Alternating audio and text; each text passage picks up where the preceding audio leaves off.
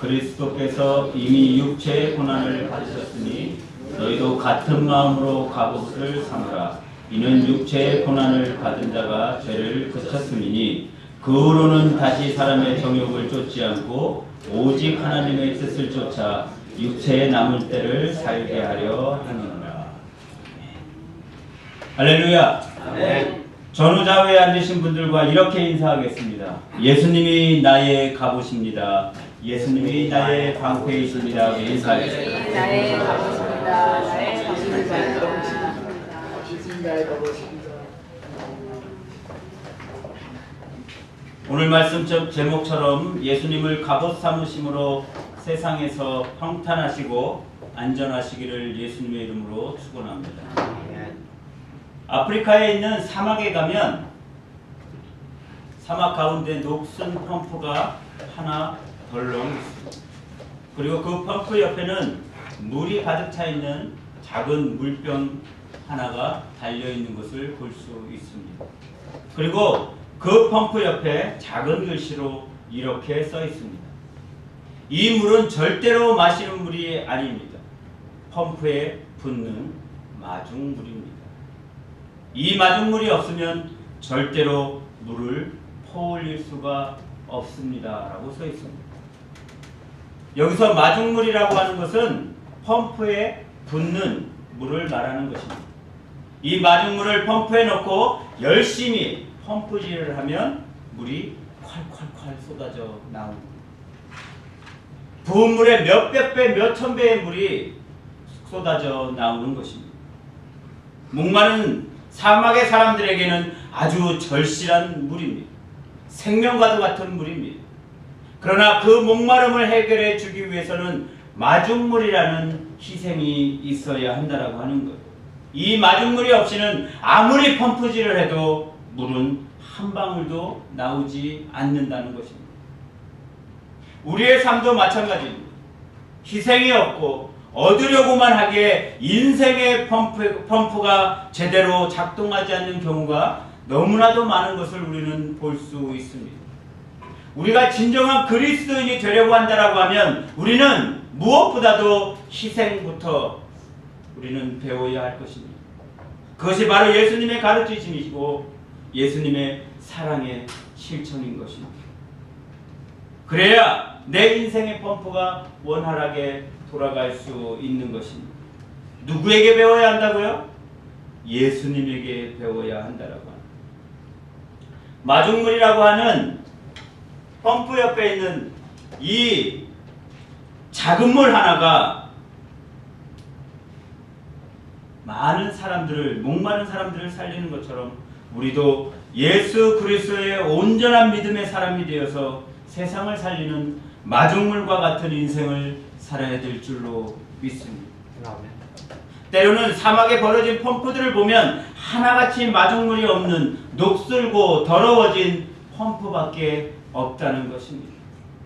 그 이유는 누군가가 그 마중물을 그냥 마셔버렸다라고 합니다. 그래서 사막에 펌프를 관리하는 사람이 그 펌프를 다시 청소하고 마중물을 다시 이렇게 걸어놓고 간다고 합니다. 왜 그럴까요? 누군가가 자기 자신만을 생각하고 당장 자신의 목마름만을 생각하고 그 마중물을 마셔버렸기 때문에 그 펌프가 아무런 쓸모가 없어졌다라고 합니다. 이것이 오늘날 살아가는 우리의 모습과 너무나 비슷하지 않습니까? 남이 잘 되는 것을 보면 배가 아프고 살아가는 모든 것의 우선순위가 나부터 잘 되고 보자, 나부터 살고 보자, 나부터 하며 살고 있지 않은가 말입니다. 예수님이 우리를 살리는 마중물이 되셨다라면 우리도 예수님처럼 세상을 살리는 마중물이 되어야 될 줄로 믿습니다. 예수님의 그 십자가의 은혜가 온 세상을 구원하셨던 것처럼 우리도 세상의 곳곳에서 마중물이 되어서 사람을 살리고 영혼을 살리는 마중물, 시원하게 터져나오는 그 은혜를 증거하며 살아있는 그리스도인이 되어야 할 것입니다. 이 자리에 오늘 예배드리시는 여러분 모두가 그렇게 되시기를 예수님의 이름으로 축원합니다. 오늘 우리가 읽은 본문 베드로전서는 주 44년에서 68년경 야고보의 순교 이후 네로 왕제의 기독교 핍박 당시에 기록된 것으로 추정되고 있습니다. 따라서 이 서신을 받아 읽는 많은 그리스도인들이 핍박과 고난 가운데 있었으므로 베드로는 그들에게 위로하며 희망의 메시지를 던져주고 있는 것입니다. 모든 고난은 하나님의 택하심과 부르심 가운데 있기 때문에 산 소망과 영원한 유업을 바라보아야 한다라고 말하고 있는 것입니다. 다시 말해 고난이 와도 부르심을 입은 자들은 거룩한 삶을 살아야 한다라고 하는 것. 왜냐하면 우리가 사는 이 세상이 전부이고 다가 아니기 때문이라고 말하고 있는 것. 따라서 그리스도인을 나그네라고 말하고 있는 것은 머물 사람이 아니라 영원한 천국을 향해 가는 순례자이기 때문이라고 하는 것. 그렇기에 베드로는 그 고난을 두려워하지 말고 오히려 복으로 여기라고 말씀하고 있습니다. 하나님의 뜻을 행하다가 받는 고난은 복 중에 최고의 복이며 그것을 몸소 보여주신 분이 바로 예수님이라고 거듭 강조하고 있는 것입니다. 그렇습니다. 고난을 반가워하는 사람은 아무도 없습니다.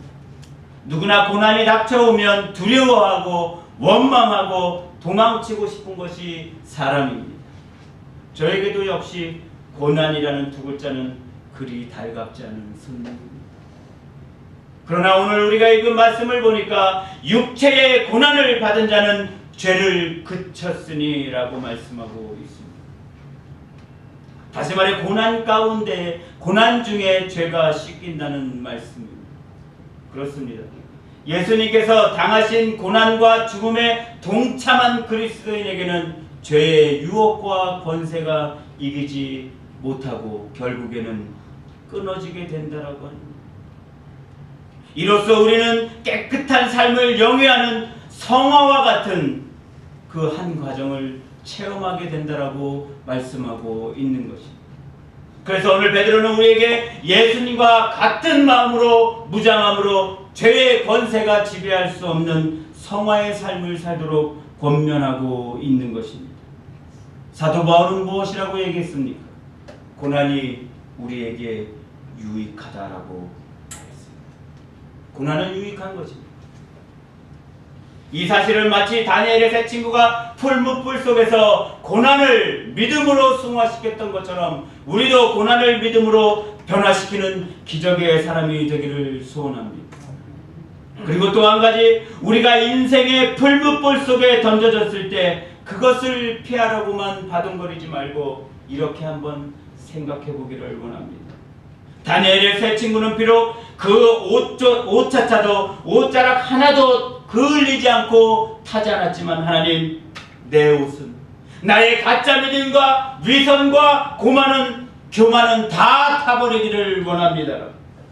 그 나의 교만과 위선이 다 타버리고 난 뒤 내가 예수 그리스도의 보혈, 예수 그리스도의 십자가의 그 은혜의 새로운 옷을 입기를 원합니다. 그렇게 되면 우리는 주님과 새로운 대화, 새로운 만남을 가질 수 있을 것입니다. 그리스도께서 이미 육체의 고난을 받으셨으니 너희도 같은 마음으로 갑옷을 삼으라. 예수님을 갑옷 삼으시기 바랍니다. 그러면 우리는 안전합니다. 그러면 우리는 세상을 두려워하지 않으며 평강 가운데 살 수 있는 은혜가 우리에게 임할 것입니다. 예수님의 갑옷을 삼기 위해서는 예수님과 같은 마음을 품어야 한다고 성경은 말씀하고 있습니다. 같은 마음이라고 하는 것이 무엇일까? 같은 마음이라고 하는 것은 예수님께서 십자가를 지시고 고난 가운데서도 인내하시며 온유하셨던 대속적인 마음을 뜻하는 것입니다. 우리도 세상을 살아갈 때 이러한 예수님의 마음을 품고 살아가며 사랑하며 용서하며 살아야 할 것입니다.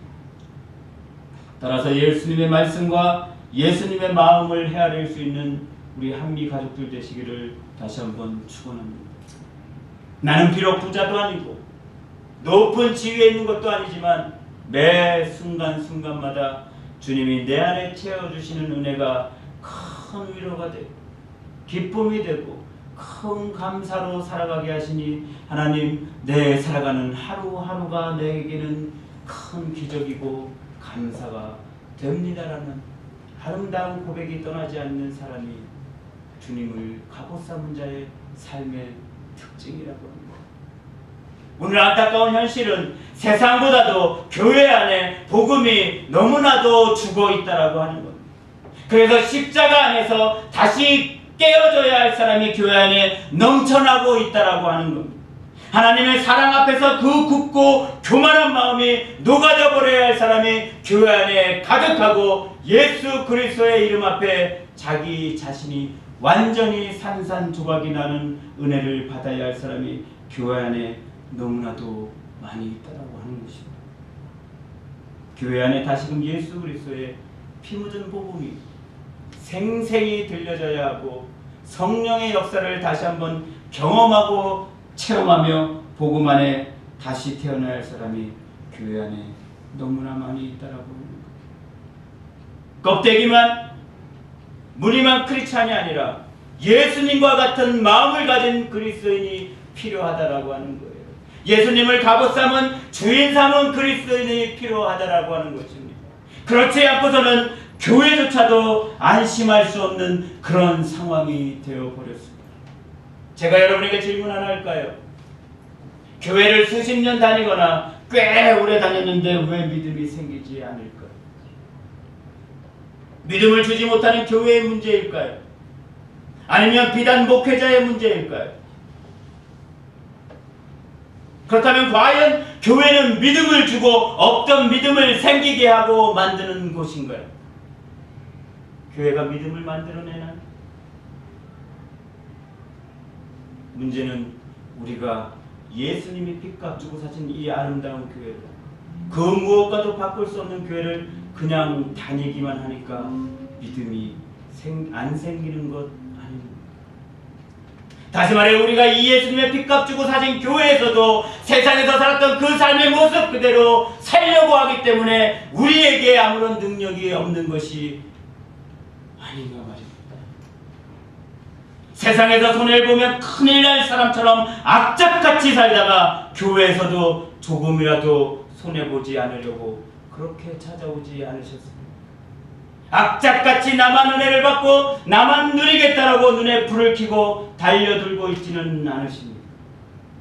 사랑하는 한미가족 여러분, 십자가를 바라보시고 십자가를 생각해 보시기 바랍니다. 십자가는 우리가 믿음으로 말미암아 은혜로 말미암아 우리의 인생이 플러스가 되는 겁니다. 믿음으로 플러스가 되고 봉사로 플러스가 되고 섬김으로 플러스가 되고 겸손으로 플러스가 되고 포기하는 것으로 플러스 되고 우리 인생이 다 플러스 되는 것이 십자가가 우리에게 가르쳐 주는 것입니다. 그 십자가의 은혜를 소유하시기 바랍니다. 그 십자가의 참된 의미를 받아 누리시기 바랍니다. 이 은혜를 가지고 누리지 못한다면 그것만큼 미련하고 손해보는 것이 없습니다. 십자가를 바라보십시오. 예전이나 지금이나 우리에게 예수님과 함께한 자들은 인생이 플러스가 된다라고 하는 것을 우리에게 가르쳐주고 있습니다. 교회에 나와서 믿음 없이 대우만 받으려고 하니까 내 인생이 플러스가 되지 못하고 마이너스가 되는 겁니다. 사람에게, 목회자에게 대접만 받으려고 하니까 마이너스가 되는 겁니다. 사람의 형편을 보고 잘 사네, 못 사네, 이 사람과 어울려야겠네, 이 사람과 어울리지 말아야겠네, 이렇게 말하니까 우리의 인생이 마이너스가 됩니다. 세상의 믿음으로만 바라보니까 마이너스가 되는 것이고 바라는 은혜가 다 세상적인 것이기 때문에 우리의 인생이 마이너스가 됩니다. 그런데 어떻게 우리 인생이 변할 수 있겠습니까? 어떻게 우리 인생이 복을 받을 수 있겠습니까? 진정으로 여러분 십자가의 은혜를 원하십니까? 변하십시오. 포기하십시오.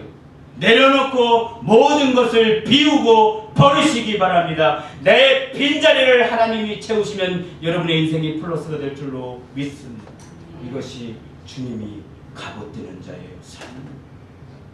십자가의 부르심, 그 초청을 기억하시기 바랍니다. 이것이 우리의 갑옷이 되어야 합니다. 십수년을 믿어도 믿음이 자라지 않는 이유가 여기에 있다라고 하는 거예요. 교회를 그렇게 다니고 그렇게 열심히 다녔는데 왜 이렇게밖에 못 살고 못 믿을까? 그것은 하나님에 대한 부르심의 확신이 없기 때문입니다. 저 예수 그리스도의 십자가가 내 심장의 믿음의 흔적으로 불에 대인 자국처럼 흉터처럼 깊게 새겨져 있는가 여러분 확인해 보시기 바랍니다. 사도 바울은 이렇게 고백합니다. 내가 예수 그리스도의 흔적을 가졌노라. 내가 예수 그리스도의 흔적을 가졌노라. 왜 우리는 이렇게 동일하게 고백하지 못하며 살고 있습니까? 왜 교회까지 나와서도 세상적인 모습으로 살려고 하십니까? 달라져야 할 것입니다. 달라져야만 제대로 살 수 있고 주님이 나의 온전한 갑옷으로 영향력을 미칠 수 있는 것입니다. 그래야 오늘 읽은 말씀 2절에 그 후로는 다시 사람의 정욕을 쫓지 않고 오직 하나님의 뜻을 쫓아 육체의 남은 때를 살게 하려 함이니라. 이 말씀이 우리의 삶에 적용될 수 있는 것입니다. 하나님을 갑옷 삼지 않고서는, 하나님과 같은 마음을 가지지 않고서는 하나님을 쫓아, 하나님의 뜻을 쫓아 우리의 남은 인생을 올바로 살 수 없다는 것입니다. 제가 참 감사한 것은, 우리 교회가 참 감사한 것은 너무나 마음이 잘 통한다라고 합니다. 제가 설교를 준비하다가 최성호 목사님한테 메시지를 보내서 부르신 곳에를 불러주시겠습니까? 요청하려고 하다가 최성호 목사님이 기도하시면서 준비하시니까 하고 요청을 하지 않았어요. 그런데 오늘 목사님이 이 찬양을 마지막으로 우리가 부르는 찬양처럼 부르신 곳에서 나는 예배하네. 어떤 상황에도 나는 예배하네. 부르신 곳에서 나는 예배하네. 어떤 상황에도 나는 예배하네. 내가 걸어갈 때 길이 되고 살아갈 때 삶이 되는 그곳에서 예배하네. 부르신 곳에서 나는 예배하네. 어떤 상황에도 나는 예배하네. 하나님을 갑옷 삼은 자들은 이처럼 찬송할 수 있습니다. 하나님과 같은 마음을 가진 자들은 삶의 자리에서 하나님을 찬송하고 예배하는 자임을 기억하시기 바랍니다. 어떤 상황에도. 사랑하는 한미가족 여러분, 십자가 하나면 되지 않습니다. 예수님이면 족하잖아요. 더 무엇이 필요하십니까? 돈이요? 건강이요? 명예요? 자식이 잘 되는 거요? 여러분, 돈을 원하시면 세상으로 나가셔야죠. 건강을 원하면 운동을 하시고 의사에게 가야 합니다. 명예를 원하시면 여러분 국회의원을 하셔야죠. 자녀가 잘 되시기를 원하시면 자녀를 잡아야죠. 공부하라고. 왜 교회에 나와서 돈 건강, 자녀 하면서 세상에서 구하는 것을 왜 교회까지 가지고 나오셔서 구하십니까? 여러분, 우리에게 믿음이 있다면 먼저 그 나라와 그 의를 구할 때 하나님이 이 모든 것을 더해줄 것이 믿어진다는 것입니다. 우리가 믿음이 있다면 하나님께서 이미 우리에게 있어야 할 것을 아시고 우리의 필요를 채워줄 것을 의심치 않는 것이 우선임을 기억하시기 바랍니다. 이런 믿음이 있을 때 그 다음 하나님께서 부어주신다라고 합니다. 그게 믿음이에요. 믿음은 절대로 순서를 바꾸는 것이 아닙니다. 채워주시고 난 다음에 내가 따르오리다 하고 우리가 여태까지 싹 하면 입을 닦고 살지 않았어요. 십자가의 그 은혜, 그 부르심, 그 하나님이면 다 충분한 줄로 믿습니다. 정말 십자가가 은혜가 되고 생명되게 사시기 바랍니다. 십자가를 부끄럽게 만드는 것이 아니라 영광되게 사시기를 주님의 이름으로 축원합니다. 알지요. 알지만 그게 쉬운가요? 여러분, 그렇게 말씀하지 마세요. 알겠습니다. 믿습니다. 이렇게 끝내시기 바랍니다. 그것이 진정한 믿음이요 하나님이 바라보시는 믿음입니다. 그래서 예수님이 나의 갑옷이 되시오. 마지막으로 예화 한 가지를 말씀드리고 말씀을 마치려고 합니다. 이 이야기는 무엇을 하든지 무엇을 시키든지 감사하지 않고 힘들다고 불평을 쏟아내는 제자에게 스승이 가르침을 주는 내용입니다. 이날 역시도 힘들다고 불평 많은 제자에게 스승이 말합니다. 너는 지금 부엌에 가서 소금을 한 줌 가지고 와서 이 컵에 넣고 물을 부어 다 마셔보아라. 제자는 한 모금 마시다가 그 소금물을 내뱉으며 너무 짜서 못 먹겠습니다. 이런 걸 왜 먹으라고 합니까? 불평을 합니다. 그런 제자의 모습을 본 스승이 다시 한번 이야기합니다. 너는 지금 다시 소금 한 줌을 가져다가 저기 내 눈앞에 보이는 호수에 가져다 뿌려라. 그리고 그 물을 떠서 마셔보아라. 제자는 불평하면서도 스승이 시키기에 할 수 없이 시키는 대로 하고 그 물을 마셔보았습니다. 그런데 그 물이 짰을까요? 안 짰을까요? 그 물은 짜지 않았습니다. 똑같이 소금 한 줌을 뿌렸지만 아무런 짠맛도 느낄 수가 없었습니다. 왜 그럴까요? 같은 양의 소금이지만 컵과 호수의 차이라고 하는 거예요. 여기서 소금은 우리에게 있어서 고난이고 삶의 여러 가지 문제를 나타내는 것입니다. 그러나 그 고난과 그 고통과 짠맛의 강도는 담는 그릇에 따라서 각기 다르다라고 합니다. 여러분의 인생이 컵과 같은 인생이 아니라 호수와 같이 사시기를 축원합니다. 다시 말해서 고난이나 문제는 누구나 다 가지고 있다라고 하는 거예요. 없는 사람이 한 사람도 없다라고 하는 겁니다. 그렇다면 우리가 어떻게 살아야 하겠습니까? 나의 믿음의 분량을 에베소서 4장 13절에 있는 말씀처럼 우리가 다 하나님의 아들을 믿는 것과 아는 일에 하나가 되어 온전한 사람을 이루어 그리스도의 장성한 분량이 충만한 데까지 이르러야 할 줄로 믿습니다. 사랑하는 우리 한비가족, 우리 모두가 하나님의 아들을 믿는 것과 아는 일에 하나가 되어서 예수님을 갑옷 삼아 그리스도의 장성한 분량이 충만한 데까지 이르러 고난을 이기시고 고난 가운데 승리하시고 세상에서 빛과 소금으로 예수님을 당당하게 지켜드리고 올바로 예배하고 올바로 살아갈 수 있기를 주님의 이름으로 간절히 축원합니다. 어제 제가 말씀을 정리하기 전에 깨끗하게 샤워하고 때를 샥 밀고 나왔습니다. 때를 밀고 나와서 저희 집사람에게 제가 이렇게 얘기를 했어요. 야, 때를 밀고 시원한 것처럼 내 죄도 이렇게 깨끗하게 밀렸으면 좋겠다. 그랬더니 우리 집사람이 뭐라고 했는지 여러분 아십니까? 그러면 살 가지고 홀랑 다 까져야겠네.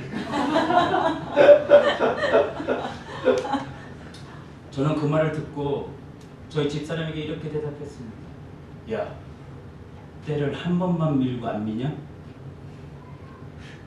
여러분, 우리에게 회개가 필요하지 않습니다. 우리가 믿고 구원받는 것은 한 번이지만 우리는 날마다 우리의 죄와 연약함을 위해서 기도하고 회개해야 될 줄로 믿습니다.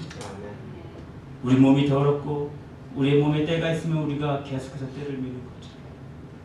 우리의 살면서 알고 지었던 모르고 지었던 하나님과 거리를 내게 했던 죄가 있다면 우리는 날마다 하나님 앞에 회개해야 할 것입니다. 교회가 더 나아가서 우리의 삶을 깨끗하게 투명하기 위해서는 예수님이 정말로 우리의 삶의 갑옷이 되어야 합니다. 예수님과 한 마음을 품어야 합니다. 그렇기 위해서는 우리 죄를 씻어내는 회개가 분명히 필요합니다. 다 같이 오늘 말씀 제목을 한번 크게 외치기를 원합니다. 오늘 설교 제목이 예수님이 나의 갑옷입니다. 이 제목입니다. 이 제목을 우리 크게 한번 외치겠습니다. 자, 시작.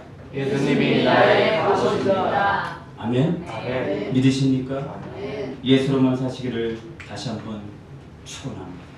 기도하겠습니다.